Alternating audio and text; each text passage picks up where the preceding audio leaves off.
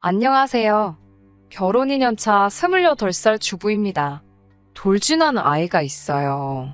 저희 시어머니가 여기에 올라오는 사연에서 자주 볼 법한 굉장히 유난스러운 분이세요. 특히 친정에다가 저희가 뭐 하나라도 더 해준다 싶으면 그걸 가지고 그렇게 물고 늘어지십니다. 제가 일부러 친정에다가 뭘 더 해주고 싶어 하거나 하는 그런 성격도 아니고 그런 모습을 보인 적도 없습니다.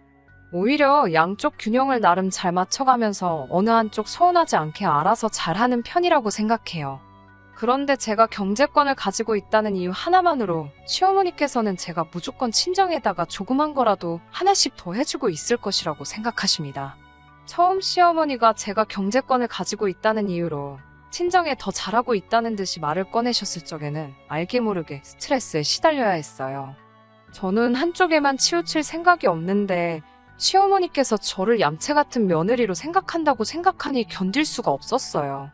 그래서 경제권을 차라리 남편에게 넘기고 이런 스트레스에서 벗어나보고자 했는데 남편에게 돈을 맡기는 건 고양이에게 생선을 맡기는 거나 다름없을 정도로 경제관념이 하나도 없더라고요. 남편은 돈을 펑펑 쓰는 걸 너무 좋아해요. 아낄 땐 아끼다가도 뭐 하나 해야겠다고 하면 전후사정 가리지 않고 돈을 홀랑 다 써버리거든요. 돈을 불려준다고 적금까지 깨서 주식에 홀라당 돈을 집어넣었을 때는 정말 이혼까지 해버릴 뻔했어요. 그래서 하는 수 없이 제가 다시 경제권을 가져오게 되었습니다.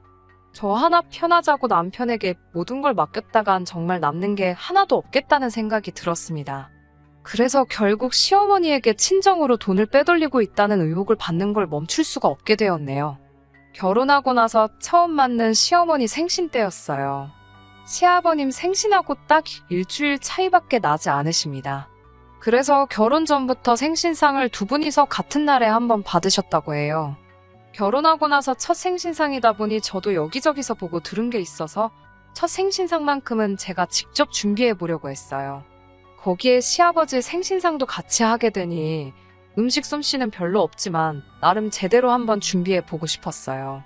여기저기서 조리법 같은 걸 받아 적어놓고 생신상 메뉴를 짜기 시작했어요. 미역국은 기본이고 잡채에 갈비찜, 각종 전까지 제법 호화로운 메뉴를 만들어 놓고 혹시나 못 드시는 게 있을까봐 시어머니께 전화를 드려 메뉴를 읊어드렸어요. 시어머니는 시큰둥한 반응으로 그냥 나가서 사 먹자고 하시더라고요.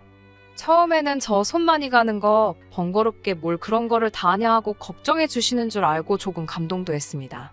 그런데 그게 아니었어요. 첫 생신을 시댁 근처에 있는 유명한 소갈비집에서 하게 되었는데 친정엄마 생신날에는 대체 뭘 먹으려고 시어머니 생일상을 그렇게 호화롭게 차리려고 했느냐며 비아냥대시더라고요. 시어머니는 제가 생신상을 차려드리고 그렇게 잘 해드린 만큼 친정에다가 뭐 더 엄청 좋은 걸 준비할 거라고 생각하셨나 봐요. 저는 진심을 담은 좋은 마음으로 준비한 건데 그걸 친정에 뭐 좋은 거 해주기 위한 모략같이 받아들이셨다니 참 많이 서운했습니다. 그런 생각 한 적 없다고 설명을 드리는데도 안 믿으시더라고요.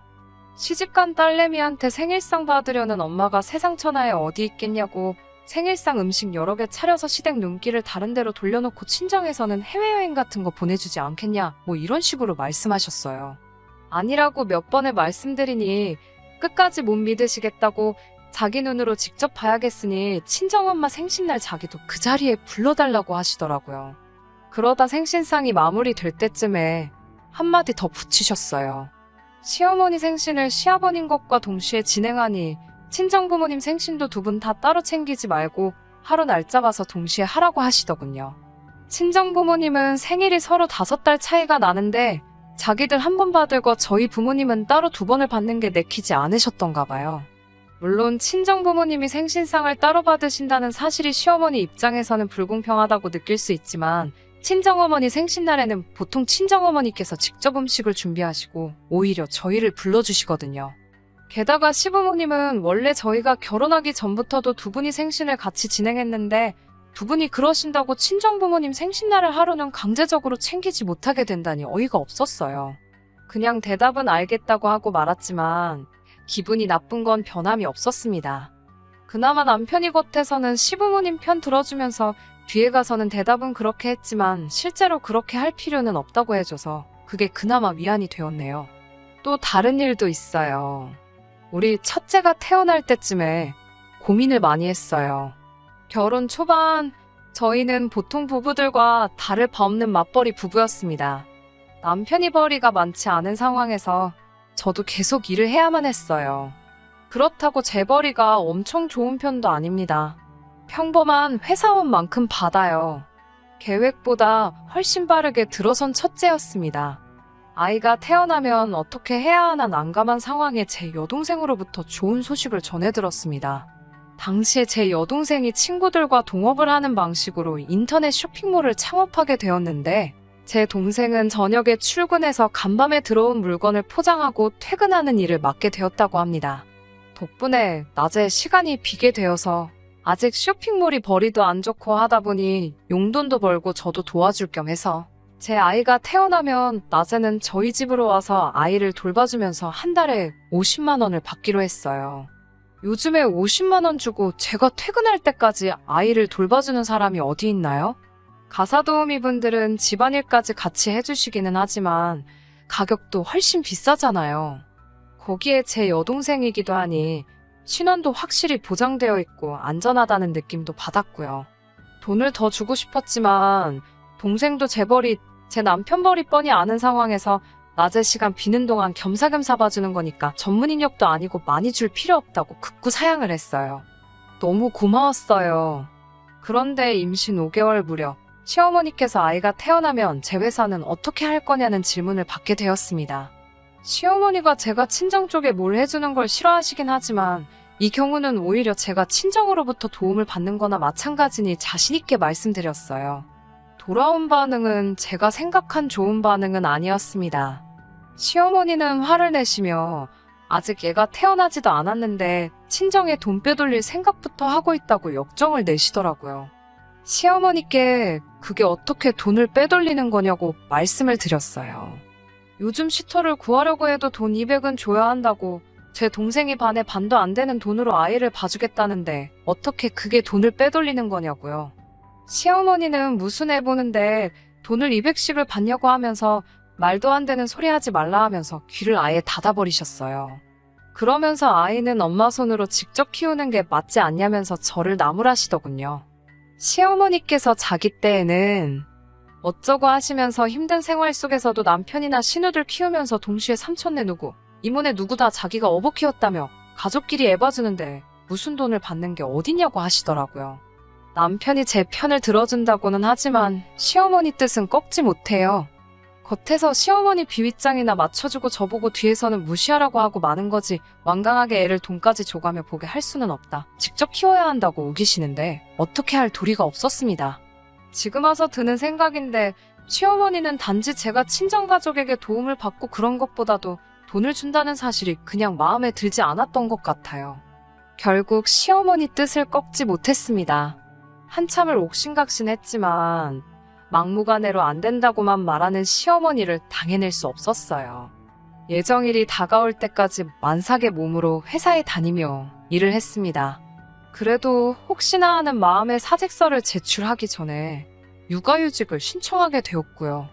아이가 태어나고 3개월 아이를 직접 돌봄에 있어서 회사를 그만두고 육아에 전념하기로 한 결정이 잘했다는 생각이 들었어요.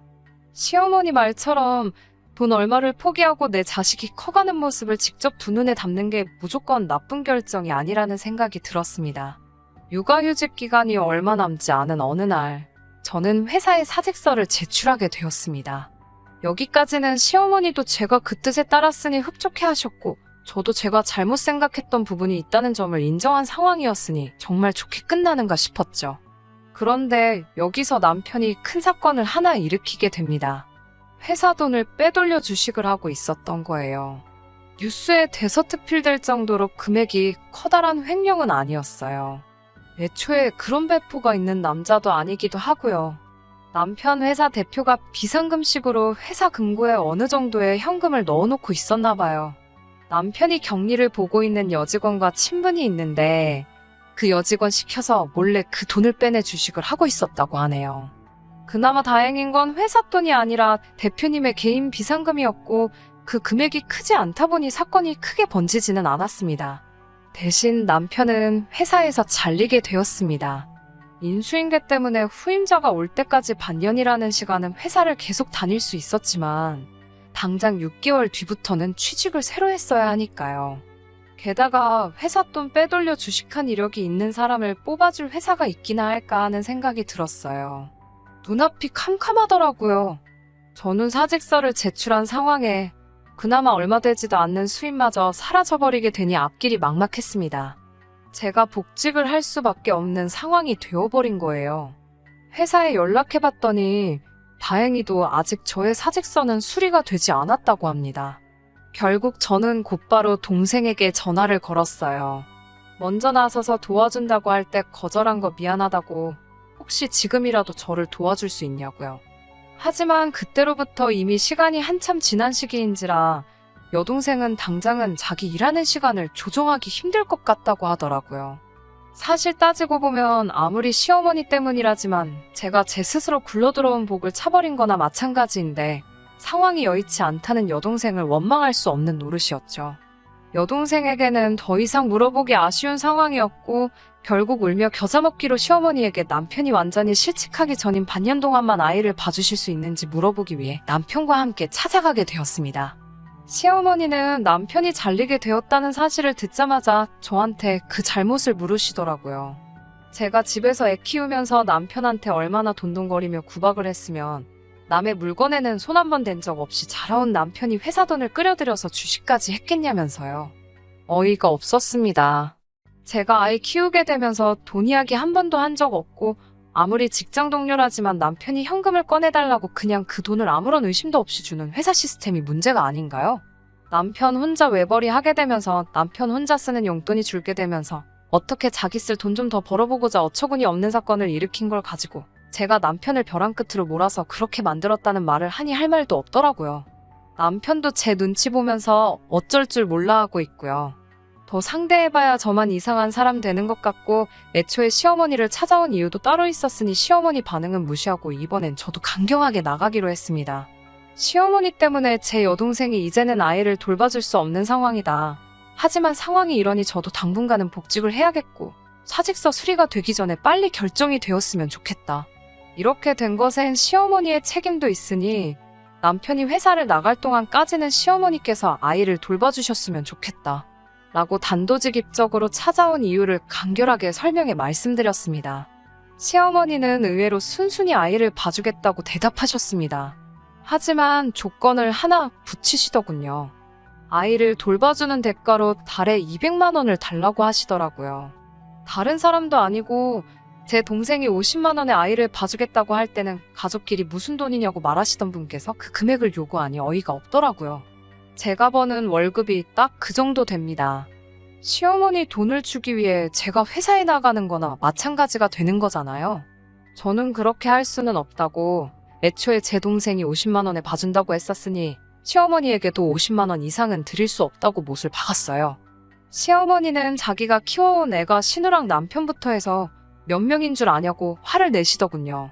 경험의 깊이가 다르다고 제 여동생 같은 초짜가 애를 보는 것과는 차원이 다르니 그만큼의 돈을 받아야겠다고 하시네요. 속에서 부글부글 끓더라고요. 그렇게 아이들 여러 명 키워내서 회사 돈 가지고 주식해서 회사에서 잘리는 놈으로 키워내셨느냐 따지고 싶었습니다. 가사도우미 이야기 꺼냈던 건 기가 막히게 기억하시고는 어차피 남한테 200 줄 거 자기한테 주면 서로 좋은 거 아니냐고 말씀을 하시더군요. 더 상대하기 싫어서 집으로 돌아왔습니다.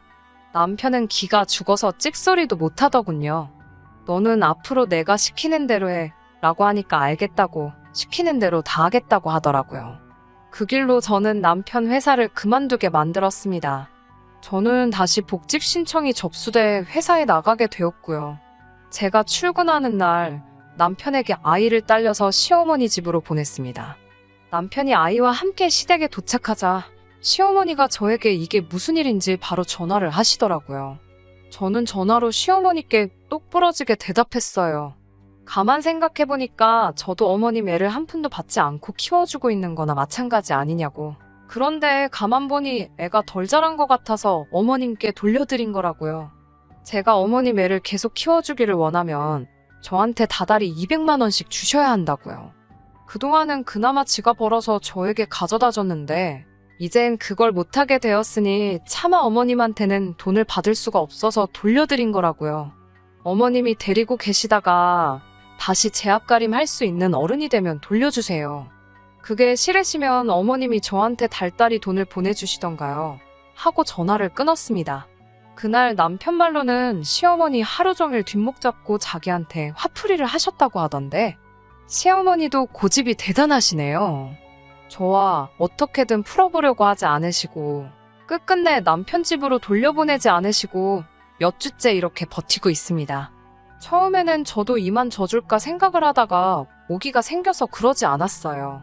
몇 주째 이러고 있으니 이제 와서는 이게 더 나은 삶인가 하는 생각도 드네요. 남편이라고 정말 사고만 쳐대는 거 옆에 없으면 허전할 줄 알았는데 오히려 마음이 더 편하기만 하고요. 이러다 정말 이혼해버리는 거 아닌가 모르겠어요. 시어머니와의 관계를 생각하기 전에 남편과의 관계부터 먼저 생각해봐야겠네요. 이제와 생각해보니 남의 돈으로 아무렇지도 않게 주식을 했다는 것부터가 충분히 이혼 사유가 될 만한 일 아닐까 싶어요. 혼자서 천천히 지내보면서 저도 마음 정리를 좀 해야 할 것 같네요. 끝까지 들어주셔서 감사합니다. 오늘의 사연은 여기까지입니다. 구독과 좋아요, 알람 설정 부탁드리고 더 좋은 사연으로 다시 찾아뵙겠습니다. 감사합니다.